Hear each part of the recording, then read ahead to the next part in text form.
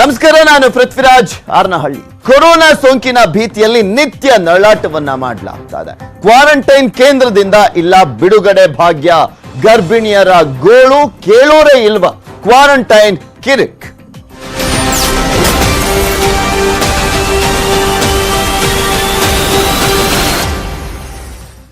ರಾಜ್ಯ ಸರ್ಕಾರ ಕ್ವಾರಂಟೈನ್ ಕೇಂದ್ರದಲ್ಲಿ ಅವ್ಯವಸ್ಥೆ ಕಂಡು ಬರ್ತಾ ಇದೆ. ಕ್ವಾರಂಟೈನ್ ಅವಧಿ ಮುಗಿದರೂ ಕೂಡ ಬಿಡುಗಡೆ ಕೊಟ್ಟಿಲ್ಲ ಅನ್ನುವ ಆರೋಪಗಳು ಕೇಳಿ ಬರ್ತಾ ಇರುವಂತದ್ದು. ಆ ರೀತಿಯಾದಂತಹ ಪ್ರಕರಣಗಳು ವರದಿಯಾಗ್ತಾನೆ ಇದಾವೆ. ಗವಿಮಠದ ಕ್ವಾರಂಟೈನ್ ಕೇಂದ್ರದಲ್ಲಿ ಪ್ರತಿಭಟನೆಯನ್ನ ಮಾಡಲಾಯಿತು. ನಮ್ಮನ್ನ ಬಿಡುಗಡೆ ಮಾಡಿ ಅಂತ ಹೇಳ್ಬಿಟ್ಟು ಪ್ರತಿಭಟನೆಯನ್ನ ಮಾಡಿದ್ರು. ಕ್ವಾರಂಟೈನ್ ಕೇಂದ್ರದಲ್ಲಿ ಕ್ವಾರಂಟೈನ್ ಆಗಿದ್ದಂತವರು ಕ್ವಾರಂಟೈನ್ ಅವಧಿಯನ್ನ 25 ದಿನಗಳಿಂದ ನಾವು ಕಳೀತಾ ಇದ್ದೇವೆ, ಆದ್ರೂ ಕೂಡ ನಮ್ಮನ್ನ ಬಿಟ್ಟಿಲ್ಲ, ಅಧಿಕಾರಿಗಳು ನಮ್ಮನ್ನ ಮನೆಗೆ ಕಳಿಸ್ತಾ ಇಲ್ಲ ಅಂತ ಆಕ್ರೋಶವನ್ನ ಹೊರಹಾಕಿದ್ರು. ಮಂಡ್ಯ ಜಿಲ್ಲೆ KR ಪೇಟೆ ತಾಲೂಕಿನ ಗವಿಮಠ ಕೇಂದ್ರ, ಅದು ಕ್ವಾರಂಟೈನ್ ಕೇಂದ್ರ. ಆ ಕ್ವಾರಂಟೈನ್ ಕೇಂದ್ರದಲ್ಲಿ ಇದ್ದಂತವರು ಈ ರೀತಿಯಾಗಿ ತಮ್ಮ ಆಕ್ರೋಶವನ್ನ ಹೊರಹಾಕ್ತಾ ಇದ್ರು. 14 ದಿನ ಕ್ವಾರಂಟೈನ್ ಎಂದು ಕರೆತಂದು 25 ದಿನ ಆಯಿತು. ಸ್ಯಾಂಪಲ್ ವರದಿಯು ಏನು ಅಂತ ಹೇಳದೆ ಕ್ವಾರಂಟೈನ್ ಅನ್ನ ಮಾಡಿದ್ದಾರೆ. ನಮ್ಮನ್ನ ಮಕ್ಕಳು ಬಾಣಂತಿಯರ ಸಮಸ್ಯೆ ಕೇಳ್ತಾ ಇಲ್ಲ ಅಧಿಕಾರಿಗಳು ಅಂತ ಆಕ್ರೋಶವನ್ನ ಹೊರ ಹಾಕ್ತಾ ಇದ್ದಾರೆ. ಎಷ್ಟ್ ದಿವಸ ಈಗ 14 ದಿನ ಆಗಿದೆ. ಬಂದು ಸೆಕೆಂಡ್ ಟೆಸ್ಟ್ ಮಾಡ್ಬೇಕಿತ್ತು. ಒಂದೊಂದ್ ಕಡೆ 9 ದಿನಕ್ಕೆ ಮಾಡ್ತಿದ್ದಾರೆ, ಇಲ್ಲ 15 ದಿನ ಟೆಸ್ಟ್ ಮಾಡಿಲ್ಲ. ಬಾಂಟಿ ಪ್ರೆಗ್ನೆಂಟ್ ಇದ್ದಾರೆ, ಈಗ ಅವರೆಲ್ಲದಕ್ಕೂ ನೋಡ್ಬೇಕಲ್ವಾ ಸರ್?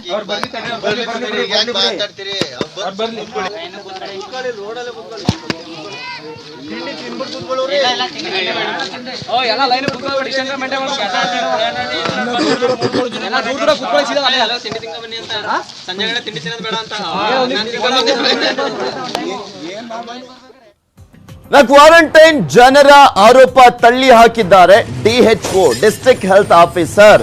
25 ದಿನಗಳಿಂದ ನಾವು ಯಾರನ್ನೂ ಕೂಡ ಕ್ವಾರಂಟೈನ್ ಮಾಡಿಲ್ಲ, 14 ದಿನ ಮುಗಿಸಿದವರನ್ನ ಮನೆಗೆ ಕಳುಹಿಸ್ತಾ ಇದ್ದೇವೆ ಅಂತ DHO ಈ ಒಂದು ವಿಚಾರಕ್ಕೆ ಸಂಬಂಧಪಟ್ಟಂತೆ ಸ್ಪಷ್ಟನೆಯನ್ನ ನೀಡಿದ್ದಾರೆ. ಮನೆಗೆ ಹೋಗುವ ಇಚ್ಛೆಯಿಂದ ಸುಳ್ಳು ಆರೋಪವನ್ನ ಅವರು ಮಾಡ್ತಾ ಇದ್ದಾರೆ ಅಂತ DHO ಪ್ರತಿಕ್ರಿಯೆಯನ್ನ ಕೊಟ್ಟಿರುವಂತದ್ದು. 2 ಬಾರಿ ವರದಿ ನೆಗೆಟಿವ್ ಅಂತ ಬಂದ್ರೆ ಮಾತ್ರ ನಾವು ಮನೆಗೆ ಕಳಿಸ್ತೇವೆ. 1 ವಾರಕ್ಕೆ ಬಿಡುಗಡೆ ಮಾಡಿದ್ರೆ ಸಮುದಾಯಕ್ಕೆ ಸೋಂಕು ಹರಡುವಂತ ಭೀತಿ ಇದೆ. ಎಸ್ಪೆಷಲಿ ಮಹಾರಾಷ್ಟ್ರದಿಂದ ಬಂದಂತವರು, ರೆಡ್ ಝೋನ್ ರಾಜ್ಯಗಳಿಂದ ಬಂದಂತವರಿಂದ ನಾವು ಸಡನ್ ಆಗಿ ಅವ್ರನ್ನ ಒಂದೇ 1 ವಾರಕ್ಕೆ ಬಿಡುಗಡೆ ಮಾಡಲಿಕ್ಕೆ ಸಾಧ್ಯನೇ ಇಲ್ಲ ಅಂತ DHO ಸ್ಪಷ್ಟನೆಯನ್ನ ನೀಡಿದ್ದಾರೆ. ನ್ಯೂಸ್ 18ಗೆ ಮಾಹಿತಿಯನ್ನ ಕೊಟ್ಟಿದ್ದಾರೆ DHO ಆಗಿರುವಂತ ಮಂಚೇಗೌಡ.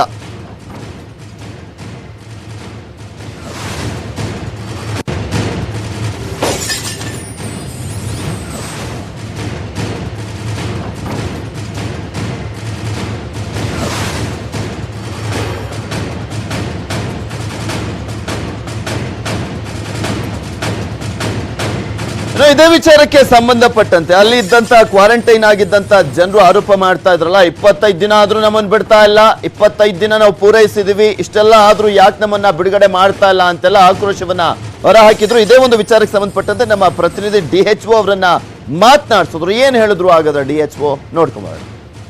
ಇಲ್ಲ ಹಂಗೆ ಇಟ್ಕೊಳ್ಳೋಕೆ ಸಾಧ್ಯ ಇಲ್ಲ. ನಾವೇನ್ ಮಾಡ್ತಿದ್ವಿ, ಈಗ 14 ದಿವಸಕ್ಕೆ ನಾವು ಟೆಸ್ಟ್ ಕಳಿಸ್ಬಿಡ್ತೀವಿ. ಟೆಸ್ಟ್ ಕಳಿಸ್ಬಿಟ್ಟು ನೆಗೆಟಿವ್ ಬಂದ್ರೆ ಮನೆಗೆ 14 ದಿವಸ ಹೋಮ್ ಕ್ವಾರಂಟೈನ್ ಮಾಡಿ ಅಂತಾನೆ ಕಳ್ಸಿರೋದು. ಯಾಕೆ ಅಂತಂದ್ರೆ ಇಲ್ಲಿ ನಾವು ಪಾಸಿಟಿವ್ ಕೇಸಸ್ ತಗೊಂಡ್ಬರ್ತೀವಲ್ವಾ, ನಾವು 7th ಡೇಗೆ ಮಾಡಿದ್ವಿ, 10th ಡೇಗೆ ಮಾಡಿದ್ವಿ, ಅವೆಲ್ಲ ಪಾಸಿಟಿವ್ ಇದೆ.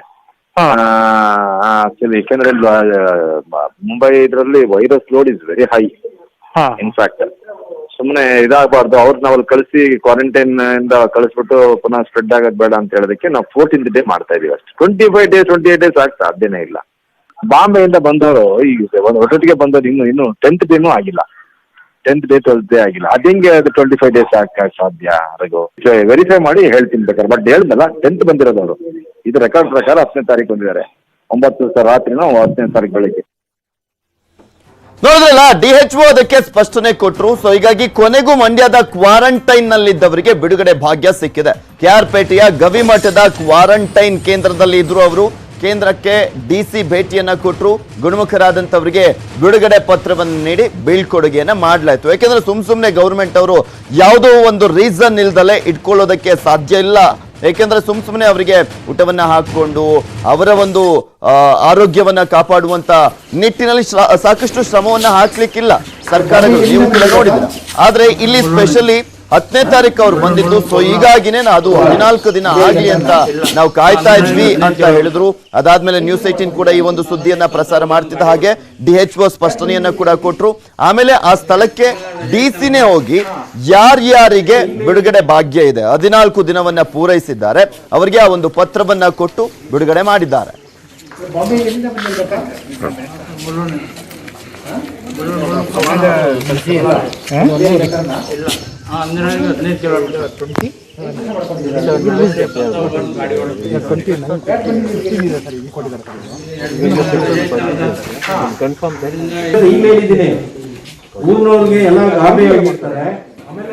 ಸರ್, DC ಕೂಡ ಆ ಒಂದು ಕ್ವಾರಂಟೈನ್ ಕೇಂದ್ರಕ್ಕೆ ಹೋಗಿದ್ರು. ಕ್ವಾರಂಟೈನ್ ಕೇಂದ್ರಕ್ಕೆ ಹೋಗಿ ಅಲ್ಲಿ ಏನಾದ್ರೂ ಸಮಸ್ಯೆ ಆಗಿದೆಯಾ ಅನ್ನೋದನ್ನ ಕೂಡ ವಿಚಾರಿಸಿದ್ರು. ಅದರ ಜೊತೆಗೆ ಇವತ್ತು ಯಾರ್ಯಾರು ಬಿಡುಗಡೆ ಆಗ್ಬೇಕಾಗಿತ್ತು ಅವರನ್ನ ಬಿಡುಗಡೆ ಮಾಡಿದ್ದಾರೆ. ಗವಿಮಠದ ಕೇಂದ್ರದಲ್ಲಿ ಕ್ವಾರಂಟೈನ್ ಆಗಿದ್ದಂತವರನ್ನ ಇವತ್ತು DC ಅವರೇ ಆ ಒಂದು ಸ್ಥಳಕ್ಕೆ ಹೋಗಿ ಬಿಡುಗಡೆ ಪತ್ರವನ್ನ ನೀಡಿ ಬಿಡುಗಡೆ ಮಾಡಿರುವಂತದ್ದು. 14 ದಿನ ಯಾರೆಲ್ಲ ಪೂರೈಸಿದ್ದಾರೆ ಆ ಒಂದು ಕ್ವಾರಂಟೈನ್ ಕೇಂದ್ರದಲ್ಲಿ ಅವರನ್ನ ಬಿಡುಗಡೆ ಮಾಡಲಾಯಿತು.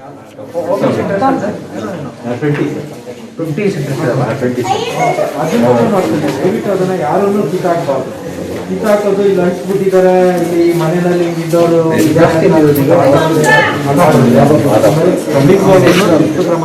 ತಗೊಳ್ಬೇಕಾಗತ್ತೆ. ನಿಮ್ಮ ಹೇಳ್ಕೊಂಡು ಬಂದು ಪುನಃ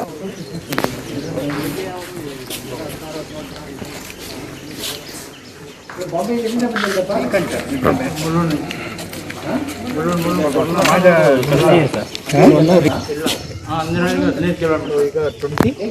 ಇನ್ನು ಈ ಕುರಿತಂತೆ ಮಾತಾಡ್ಲಿಕ್ಕೆ ನಮ್ಮ ಜೊತೆ ಈ ಒಂದು ಕ್ವಾರಂಟೈನ್ ಕೇಂದ್ರದಲ್ಲಿದ್ದಂತ ಹೇಮಲತಾ ಅವರು ದೂರವಾಣಿ ಸಂಪರ್ಕದಲ್ಲಿದ್ದಾರೆ. ಹೇಮಲತಾ ಅವರೇ, ಹೇಗಿದ್ದೀರಾ?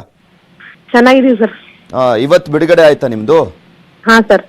ಎಷ್ಟು ದಿನ ಇದ್ರಿ ಅಲ್ಲಿ? ನಾವು 15 ಡೇಸ್ ಸರ್. 15 ಡೇಸ್ ಅಂದ್ರೆ ಇವತ್ತು ಬಿಡುಗಡೆ ಆಗುತ್ತೆ ಅಂತ ಗೊತ್ತಿತ್ತಾ ಅಥವಾ ನಾವೆಲ್ಲ ಮಾಧ್ಯಮಗಳಲ್ಲಿ ವರದಿ ಮಾಡಾದ್ಮೇಲೆ ಬಂದ್ ಬಿಡುಗಡೆ ಮಾಡಿದ್ದ ನಿಮ್ಮನ್ನ? ಅದಾದ್ಮೇಲೆ ಸರ್.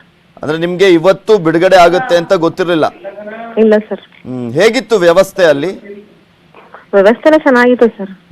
ನೀವು 10ನೇ ತಾರೀಕು ಬಂದು ಅಲ್ಲಿ? ಇಲ್ಲ ಸರ್, ನಾವು 14 ತಾರೀಕು ಬಂದಿದ್ದು. 14ನೇ ತಾರೀಕಾ? ಕೆಲವರು ಹೇಳ್ತಾ ಇದ್ರು ಮತ್ತೆ 25 ದಿನಗಳಿಂದ ನಾವು ಕ್ವಾರಂಟೈನ್ ಕೇಂದ್ರದಲ್ಲೇ ಇದೀವಿ ಅಂತ. ಹಾ ಸರ್, 23 ದಿನ.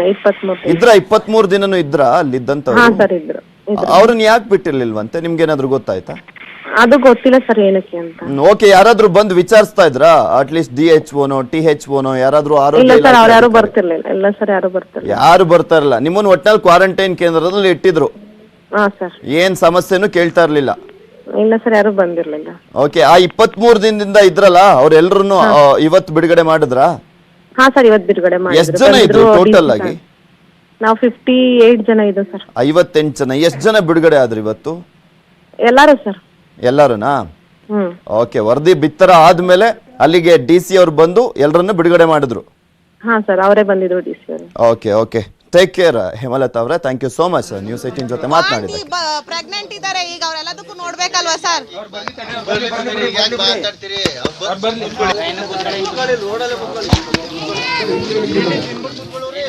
ಕೆಲವರು 23 ದಿನಗಳಿಂದ ಅಲ್ಲಿ ಕ್ವಾರಂಟೈನ್ ಆಗಿದ್ರು. ಇನ್ನು ಕೆಲವರು 14 ದಿನ ಆಗಿತ್ತು ಕ್ವಾರಂಟೈನ್ ಆ ಒಂದು ಅವಧಿಯನ್ನ ಮುಗಿಸಿ ಆಗಿತ್ತು. ವರದಿ ಪ್ರಸಾರ ಆಗ್ತಿದ್ದ ಹಾಗೆ DC ಅವರು ಆ ಸ್ಥಳಕ್ಕೆ ಹೋದ್ರು. ಹಾಗೆ DHO ಕೂಡ ಸ್ಪಷ್ಟನೆಯನ್ನ ನೀಡಿದ್ರು. ಆದ್ರೆ DHO ಹೇಳೋ ಪ್ರಕಾರ 10ನೇ ತಾರೀಕು ಅವರೆಲ್ಲರೂ ಕೂಡ ಅಡ್ಮಿಟ್ ಆಗಿದ್ದು, ಅದಕ್ಕೋಸ್ಕರ 14 ದಿನ ಆಗ್ಲಿ ಅಂತ ನಾವು ಕಾಯ್ತಾ ಇದ್ವಿ ಅಂತ ಹೇಳಿದ್ರು. ಆದ್ರೆ ಅಲ್ಲಿ ಹೇಮಲತಾ ಅಂತ ಈಗಷ್ಟೇ ಮಾತನಾಡಿದ್ರು ನಮ್ ಜೊತೆ. ಕ್ವಾರಂಟೈನ್ ಕೇಂದ್ರದಲ್ಲಿ ಇದ್ದಂತವ್ರು 23 ದಿನದಿಂದ ಆ ಒಂದು ಕ್ವಾರಂಟೈನ್ ಕೇಂದ್ರದಲ್ಲೇ ಇದ್ದಂತವರು ಕೂಡ ಇದ್ರು. ವರದಿ ಪ್ರಸಾರ ಆದ್ಮೇಲೆ ಅವರನ್ನ ಬಿಡುಗಡೆ ಮಾಡ್ಲಾಯ್ತು ಅಂತ ಹೇಳಿದ್ರು.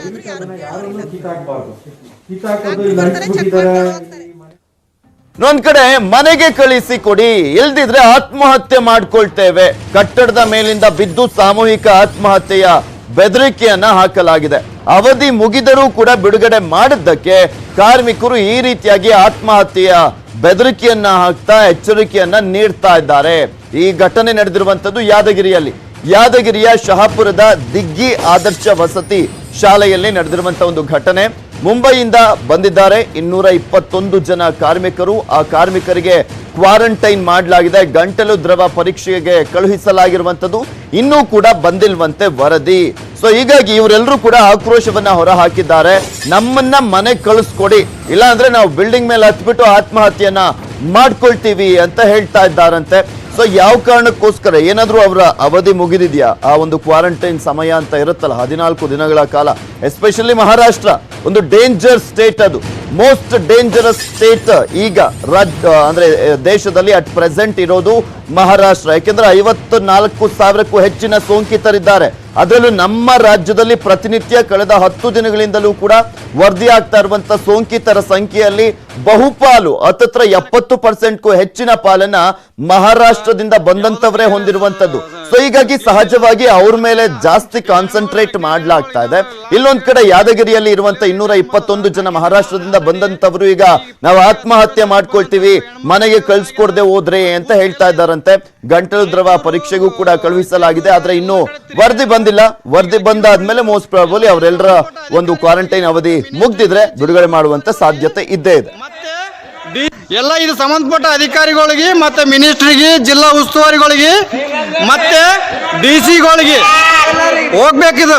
ಇಲ್ಲಿ ನೋಡ್ರಿ ಪ್ರೆಗ್ನೆಂಟ್ ಹೆಣ್ಮಗಳು ಲಾಸ್ಟ್ 8-9 ಬಿದ್ದದ. ನಾಳೆ ನಾಳೆ ಡೆಲಿವರಿ ಆಗಂತ ಪೊಸಿಷನ್ ಆಗ್ಯಾರ. ಇದೇ ಸ್ಕೂಲ್ನಾಗ ಈಗ 4 ದಿನದಿಂದ ಬಂದಂತ ಒಬ್ಬ ಹೆಣ್ಮಗಳು ಕೂಸ್ ಫೇಲ್ ಆಗ್ಯದ.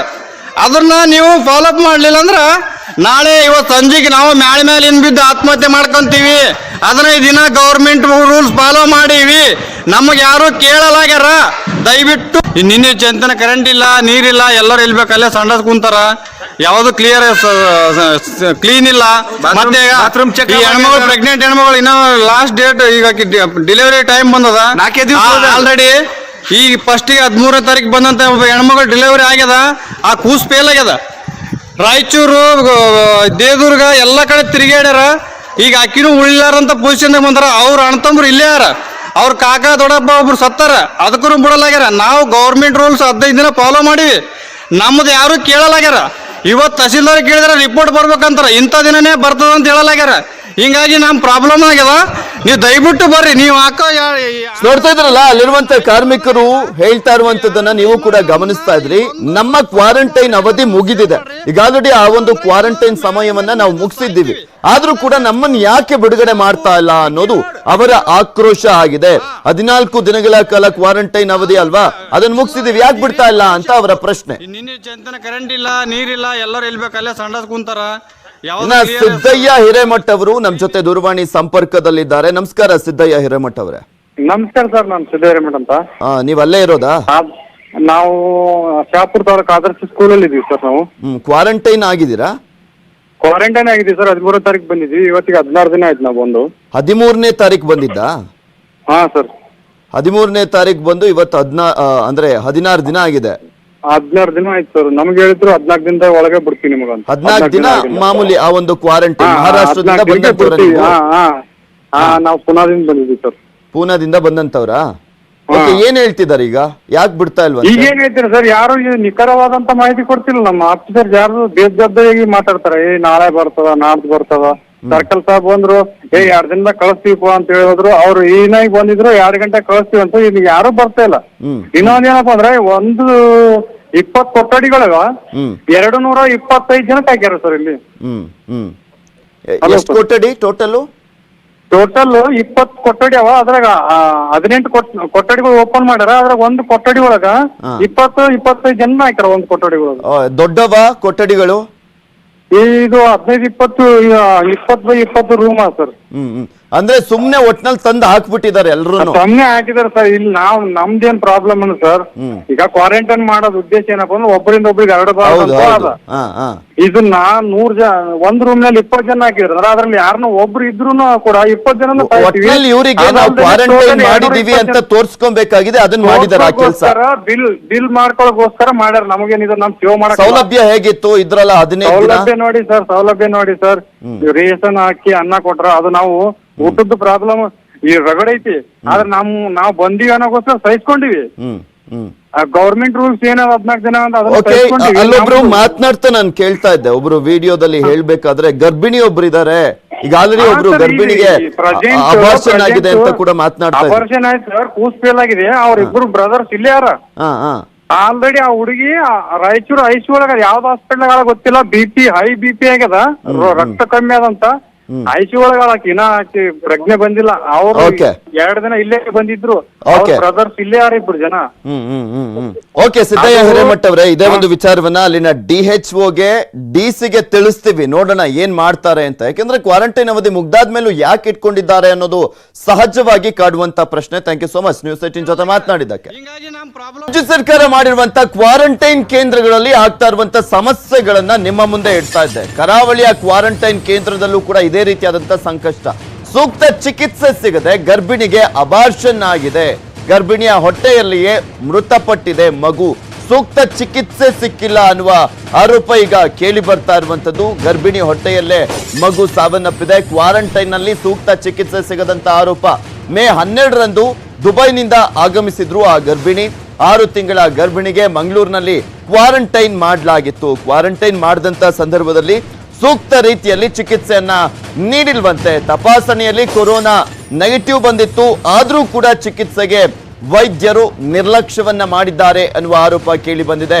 ನೆಗೆಟಿವ್ ಬಂದರೂ ಕೂಡ ಸಿಕ್ಕಿಲ್ಲ ಹೋಮ್ ಕ್ವಾರಂಟೈನ್ ಅವಕಾಶ. ಯಾಕೆಂದ್ರೆ ಈ ಗರ್ಭಿಣಿಯರಿಗೆ ಬೇರೆ ರೀತಿಯಾದಂತ ಒಂದು ರೂಲ್ಸ್ ಅನ್ನ ಮಾಡಲಾಗಿದೆ. ಗರ್ಭಿಣಿಯರಿಗೆ, ಚಿಕ್ಕ ಮಕ್ಕಳಿಗೆ, ಹಾಗೆ ವೃದ್ಧರಿಗೆ. ಇಲ್ಲಿ ಅವರ ವರದಿಯಲ್ಲಿ ನೆಗೆಟಿವ್ ಬಂದಂತ ಸಂದರ್ಭದಲ್ಲಿ ಸುಮಾರು 7 ದಿನ ಆದ್ಮೇಲೆ ಅವರನ್ನ ಹೋಮ್ ಕ್ವಾರಂಟೈನ್ ಮಾಡಬಹುದು. ಈ ರೀತಿಯಾದಂತ ಕೆಲವೊಂದು ನಿಯಮಾವಳಿಗಳಲ್ಲಿ ಸಡಿಲಿಕೆ ಮಾಡಲಾಗಿದೆ ಇಂಥವರಿಗೆ ಮಾತ್ರ. ಅಂಥದ್ರಲ್ಲೂ ಕೂಡ ಗರ್ಭಿಣಿ ಅವರ ವರದಿ ನೆಗೆಟಿವ್ ಬಂದಾದ್ಮೇಲೂ ಕೂಡ ಅವರಿಗೆ ಸರಿಯಾದಂತ ಚಿಕಿತ್ಸೆಯನ್ನ ಕೂಡ ನೀಡಿಲ್ಲ, ಹಾಗೆ ಹೋಮ್ ಕ್ವಾರಂಟೈನ್ ಅನ್ನು ಕೂಡ ಮಾಡಿಲ್ಲ. ಖಾಸಗಿ ಆಸ್ಪತ್ರೆಯಲ್ಲೂ ಚಿಕಿತ್ಸೆಗೆ ನಕಾರವನ್ನ ವ್ಯಕ್ತಪಡಿಸಿದಂತ ಆರೋಪ ಕೇಳಿ ಬಂದಿದೆ. ಅವರ ವರದಿಯಲ್ಲಿ ನೆಗೆಟಿವ್ ಬಂದಾದ್ಮೇಲೂ ಕೂಡ 2ನೇ ಟೆಸ್ಟ್ ಅನ್ನ ಮಾಡಲಾಯಿತು, ಅದರಲ್ಲೂ ಕೂಡ ಕೊರೋನಾ ನೆಗೆಟಿವ್ ಬಂದಿತ್ತು. ನೆಗೆಟಿವ್ ಬಂದ್ರೂ ಕೂಡ ಚಿಕಿತ್ಸೆ ಸಿಗದೆ ಮಗು ಸಾವನ್ನಪ್ಪಿದೆ. ನೆಗೆಟಿವ್ ಬಂತು, ಅದಾದ್ಮೇಲೆ ಅವರು ಸಾಕಷ್ಟು ಕಡೆ ಅಲ್ಲಿ ತೋರಿಸಿದ್ದಾರೆ ಚಿಕಿತ್ಸೆಗೆ ಅಂತ, ಆದರೆ ಸರಿಯಾದಂತ ಸೂಕ್ತ ರೀತಿಯಲ್ಲಿ ಚಿಕಿತ್ಸೆಯನ್ನ ನೀಡಿಲ್ಲ. ಸಹಜವಾಗಿ ಗರ್ಭಿಣಿಗೆ ಟೆನ್ಷನ್ ಅನ್ನ ತಗೊಳ್ಬಾರ್ದು ಗರ್ಭಿಣಿ, ಆದ್ರೆ ಅವರಿಗೆ ಎಲ್ಲಿ ಕ್ವಾರಂಟೈನ್ ಕೇಂದ್ರದಲ್ಲಿ ಇದ್ದಂತ ಸಂದರ್ಭದಲ್ಲಿ ಅಲ್ಲಿದ್ದಂತ ವ್ಯವಸ್ಥೆಗಳು ಅವ್ಯವಸ್ಥೆಯಿಂದ ಕೂಡಿದಂತ ಸಂದರ್ಭದಲ್ಲಿ ಅವರಿಗೆ ಸಹಜವಾಗಿ ಆತಂಕ ಜಾಸ್ತಿನೇ ಇತ್ತು. ಸೊ ಹೀಗಾಗಿ ಆ ಟೆನ್ಷನ್ ಅಲ್ಲೇ ಒಂದ್ ರೀತಿಯಾಗಿ ಈ ಒಂದು ಘಟನೆ ನಡೆದಿದೆ ಅಂತ ಕಾಣಿಸ್ತಾ ಇದೆ.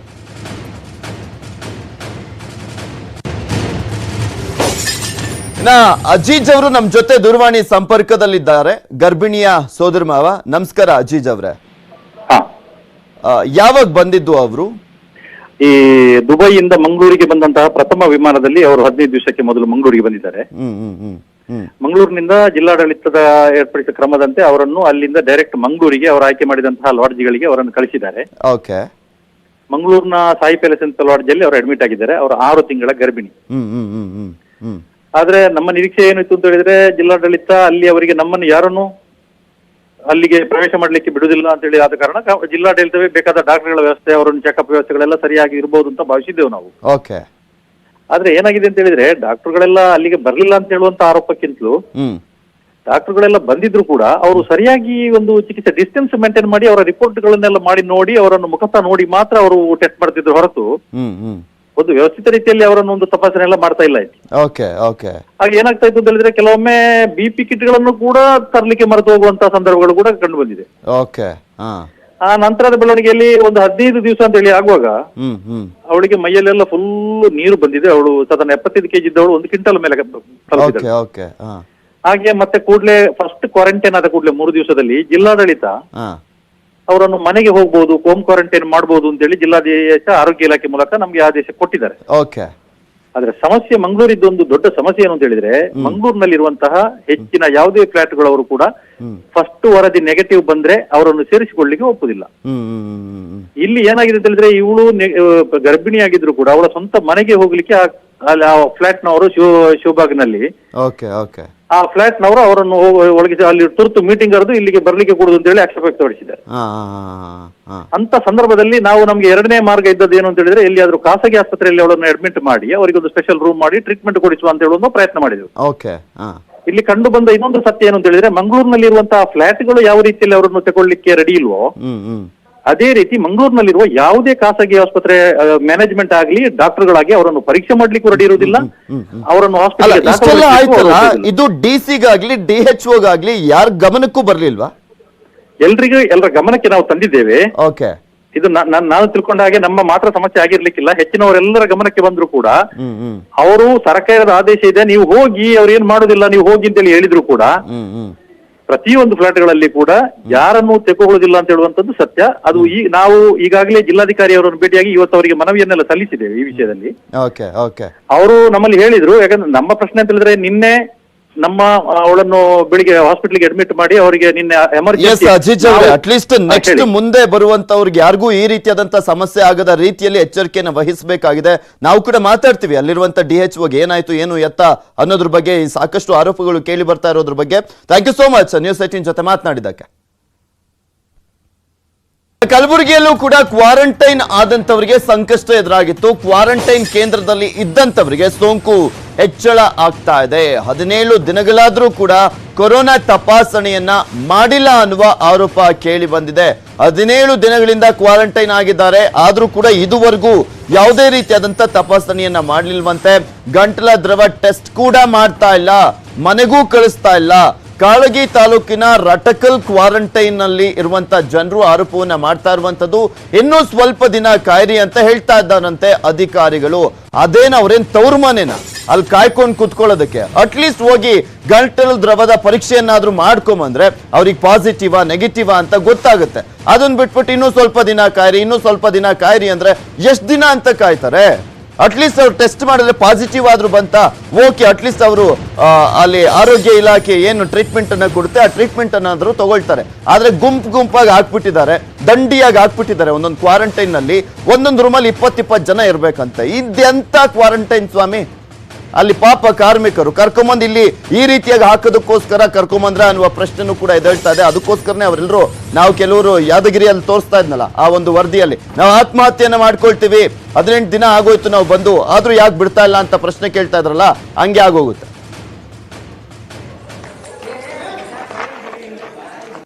ಹೇಳತ್ತಾರ 3 ದಿವಸ ಆಯ್ತು ಒಯ್ತೀವಿ ನೀವು ಟೆಸ್ಟಿಂಗ್ ಒಯ್ತೀವಿ ಅಲ್ಲತ್ತಾರ, ಒಯ್ಯಲ್ರು. ಇವತ್ತನ ಬಂದಿರು ಬರೀ ಟೆಸ್ಟಿಂಗ್ ಏನದ ಶುಕ್ರವಾರ ಒಯ್ತೀನಿ ಅಂತ, ಒಯ್ದಿಲ್ಲಪ್ಪ ಅಂದ್ರೆ ಕೇಳಂದ್ರಿ. ನಮ್ಮ ಏನದ ರೂಮ್ ಅದ ಎಲ್ಲ ಅದ ಅಂತೇಳಿ ಹೇಳಿ ಕಳ್ಸರಿ. ಬಾತ್ರೂಮ್ ಎದುರುಗಡೆ ಜಾಗ ಸಿಕ್ಕ್ಯದ, ಆಯ್ತಾ? ಇಷ್ಟು ಏನು ಮತ್ತೇನದ್ರಿ ಇಲ್ಲಿ ನಮಗ್ ತೊಂದರೆ ಇದ್ದ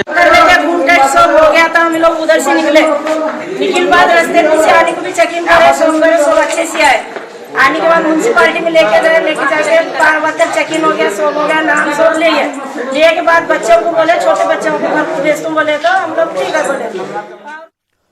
ಕ್ವಾರಂಟೈನ್ ಕೇಂದ್ರಗಳಲ್ಲಿ ಅವ್ಯವಸ್ಥೆ ಆರೋಪ ಕೇಳಿ ಬಂದಂತ ಹಿನ್ನೆಲೆಯಲ್ಲಿ ದೂರು ಬಂದ ಜಿಲ್ಲೆಗಳ DHOಗಳಿಗೆ ರಾಮುಲು ತರಾಟೆಗೆ ತೆಗೆದುಕೊಂಡಿದ್ದಾರೆ. ಸಚಿವ ರಾಮುಲು ಅವರು, ಆರೋಗ್ಯ ಸಚಿವರು ಕ್ವಾರಂಟೈನ್ ಕೇಂದ್ರಗಳಲ್ಲಿ ತೊಂದರೆ ಆಗದಂತೆ ಎಚ್ಚರಿಕೆಯನ್ನ ವಹಿಸಿ ಅಂತ ಹೇಳಿದ್ದಾರೆ. DC ಬಳಿ ಮಾತನಾಡ್ತೀನಿ ಅಂತ ವಿಜಯಪುರ DHOಗೆ ತರಾಟೆಗೆ ತೆಗೆದುಕೊಂಡಿರುವಂತದ್ದು. ಇನ್ನೊಂದ್ ಕಡೆ DC ಹತ್ರ ಏನ್ ಮಾತಾಡ್ತೀಯ, ಕ್ವಾರಂಟೈನ್ ನಲ್ಲಿರುವವರನ್ನ ನೋಡ್ಕೊ ಮೊದ್ಲು ಅಂತ ಇಲ್ಲಿ ಗರಂ ಆಗಿದ್ರು ಅಂತ ಹೇಳಲಾಗ್ತಾ ಇದೆ ರಾಮುಲು ಅವರು. DC ನೋಡೋದಾದ್ರೆ ನೀವು ಅಲ್ಲಿರೋದು ಬೇಕಿಲ್ಲ ಅನ್ಸುತ್ತೆ, ನಿಮ್ಗೆ ಇಷ್ಟು ಜವಾಬ್ದಾರಿ ಇಲ್ವಾ ಅಂತ ಸಚಿವ ರಾಮುಲು ಅವರನ್ನ ಅಂದ್ರೆ ಇಲ್ಲಿ ಸಚಿವ ರಾಮುಲು ಅವರು ಪ್ರಶ್ನೆಯನ್ನ ಮಾಡಿದ್ದಾರೆ. ಅವರನ್ನ ನೋಡ್ಕೊಳ್ಳೋದು ನಿಮ್ಮ ಕರ್ತವ್ಯ ಅಂತ ತರಾಟೆಗೆ ತೆಗೆದುಕೊಂಡಿದ್ದಾರೆ.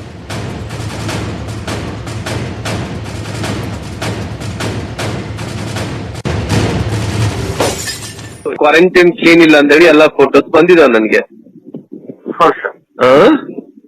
ಎಲ್ಲ ಟ್ವೀಟ್ ಕೂಡ ಮಾಡಿದಾರ. ಯಾಕಂದ್ರೆ ಅಲ್ಲ DC ಹತ್ರ ಏನ್ ಮಾತಾಡ್ತೀನಿ, ನೀವು ಕ್ವಾರಂಟೈನ್ ನೋಡ್ಕೊಳಕ್ ಆಗಲ್ಲ. ಇಲ್ಲ ಸರ್, ಅದು ಯಾವ ರೀತಿ ಇಲ್ಲ ಸರ್, ಅಥವಾ DC ಸರೇ ಮಾಡ್ತಾ ಇದ್ದಾರೆ ಸರ್. ಅಲ್ಲ ಅವೆಲ್ಲ ಹಂಗಂದ್ರೆ ನೀವು ಅಲ್ಲಿರೋದು ಬೇಕಿಲ್ಲ ಅಂತ ತಿಳ್ಕೊಂಡಿನಿ ನಾನು. ನಿಮ್ಗೆ ಇಷ್ಟೊಂದು ಜವಾಬ್ದಾರಿ ಇಲ್ಲ ಅಂತ ಹೇಳಿದ್ರೆ ನಿಮ್ಗೆ ವಿಚಾರ ಮಾಡ್ತೀನಿ ಸರ್. ನೀವ್ ಏನ್ ಮಾಡ್ತಿದ್ರಿ? ನೀವ್ ಕೇರ್ ತಗೋಬೇಕಲ್ಲ ಸ್ವಲ್ಪನಾಗ್ಲಿ. ಎಲ್ಲ ಟ್ವೀಟ್ ಆಗಿ ಎಲ್ಲ ಜನರಿಗೆ ಗೊತ್ತಾಗಿ ಅಲ್ಲಿ ತನಕ ಬಿಟ್ಟುಕೊಟ್ಟಿದ್ರೆ ಯಾಕೆ ಬಿಟ್ಟುಕೊಟ್ಟಿದ್ರಿ? ಕ್ವಾರಂಟೈನ್ ನಮ್ಮ ಹತ್ರ ಲಿಸ್ಟ್ ಇದೆ ಸರ್, ಕ್ವಾರಂಟೈನ್ ವಿಸಿಟ್ ಮಾಡ್ತಾ ಇದೀವಿ ಸರ್. ನೀವ್ ನೋಡ್ಕೋಬೇಕು, ಅದೆಲ್ಲ ನಿಮ್ ಜವಾಬ್ದಾರಿ ಇರ್ತದೆ. ಕೇವಲ DC ಮೇಲೆ ಹೇಳಿ ತಪ್ಪಿಸ್ಕೊಳ್ಳುವಂತ ಪ್ರಯತ್ನ ಮಾಡಬಾರ್ದು. ಇಲ್ಲ ಸರ್, ಅರ್ಥ ಆಯ್ತಾ? ಅಂದ್ರೆ DC ನಾ ಹೋಗ್ತೀವಿ ಸರ್. ನೋಡಿ ಅದು ಏನಿದೆ ಮತ್ತೆ ರಿಪೋರ್ಟ್ ಕೊಡ್ರಿ. ಹೌದು ಸರ್. ಹಲೋ, ನಮಸ್ಕಾರ. ನಮಸ್ಕಾರ ರೀ. ಇದು ಕ್ವಾರಂಟೈನ್ ದಲ್ಲಿ ಸ್ವಲ್ಪ ಕ್ಲೀನ್ನೆಸ್ ಇಲ್ಲ, ಅದಿಲ್ಲ ಇದಿಲ್ಲ ಅಂದ್ರೆ ಅದ್ರ ಬಗ್ಗೆ ಏನ್ ಕ್ರಮ ತಗೊಂಡಿದ್ರಿ? ಹೌದು ಸರ್, ವಿಚಾರಿಸ ಸರ್. ಅಲ್ಲಿ ಏನಾಗಿತ್ತು, 8 ಜನ ಇದ್ರು ಸರ್. ರಾತ್ರಿ ಏನ್ ಮಾಡಿದ್ದಾರೆ, ಅಲ್ಲಿ ಪ್ರೈಮರಿ ಕಾಂಟ್ಯಾಕ್ಟ್ ನ ಹುಡುಕ್ಬಿಟ್ಟು 18 ಜನನ ಅಲ್ಲಿಗೆ ಹಾಕಿದ್ದಾರೆ ಸರ್ ರಾತ್ರಿ. ಅಲ್ಲಿ ಹಾಕಿದಾಗ ಏನಾಗಿತ್ತು, ಅವತ್ತು ರಾತ್ರಿ ನೆನೆ ರಾತ್ರಿ ವಿಪರೀತ ಮಳೆ ಬಂದ್ಬಿಟ್ಟಿದೆ. ಅದು ಪ್ರಾಬ್ಲಮ್ ಆಗಾಯ್ತು. ನೆಕ್ಸ್ಟ್ ಡೇ ಬೆಳಗ್ಗೆ ಎಲ್ಲ ಸರಿ ಮಾಡಿದ್ದಾರೆ ಸರ್. ಸ್ವಲ್ಪ ಸರಿ ಮಾಡ್ಕೋಬೇಕು, ಯಾಕಂದ್ರೆ ಎಲ್ಲರಿಗೂ ಮಾನಿಟರ್ ಮಾಡ್ತಾ ಇರ್ತಾರೆ. ಮಸ್ಟ್ ವೆರಿ ಕಾಶಿಯಸ್, ಯಾಕಂದ್ರೆ ಇಂಥ ಸಂದರ್ಭದಲ್ಲಿ ಒಂದು ಒಳ್ಳೆ ಸವಲತ್ತು ಕೊಡುವಂತ ಕೆಲಸ ಆಗ್ಬೇಕು. ಆಯ್ತು ಸರ್, ಹೇಳಿ. ಮಾಡಿದ್ದಾರೆ ಸರ್ ಆಲ್ರೆಡಿ. ಸೊ DHOಗಳಿಗೆ ತರಾಟೆಗೆ ತೆಗೆದುಕೊಳ್ಳೋದಕ್ಕಿಂತ ಅಲ್ಲಿ ಅವ್ಯವಸ್ಥೆಗಳ ಆಗರ ಆಗ್ಲಿಕ್ಕೆ ಕಾರಣ ಅದರ ಜವಾಬ್ದಾರಿಯನ್ನು ವಹಿಸಬೇಕಾಗಿರುವಂತದ್ದು DC-ಗಳು. ಇಲ್ಲಿ DHOಗಳು ಆರೋಗ್ಯ ಇಲಾಖೆ ಅಲ್ಲಿ ಯಾವ ರೀತಿಯಾಗಿ ಟ್ರೀಟ್ಮೆಂಟ್ ಅನ್ನ ಕೊಡಬೇಕು ಅದರ ಬಗ್ಗೆ ಅವರು ಕಾಳಜಿಯನ್ನ ವಹಿಸ್ತಾರೆ. ಸೊ ನೋಡೋಣ, ಅಟ್ಲೀಸ್ಟ್ ಈಗಿಂದನಾದ್ರೂ ಅಟ್ಲೀಸ್ಟ್ ಸಾಕಷ್ಟು ಸ್ವಚ್ಛತೆಯನ್ನ ಮಾಡಿಕೊಂಡು ಒಳ್ಳೆ ರೀತಿಯಾದಂತಹ ಸೌಲಭ್ಯನ ಕೊಡುತ್ತಾ ಸರ್ಕಾರ ಅಂತ. ಇವಿಷ್ಟು ಇವರೆಗಿನ ಸುದ್ದಿ. ನೋಡ್ತಾ ಇರಿ News 18 ಕನ್ನಡ.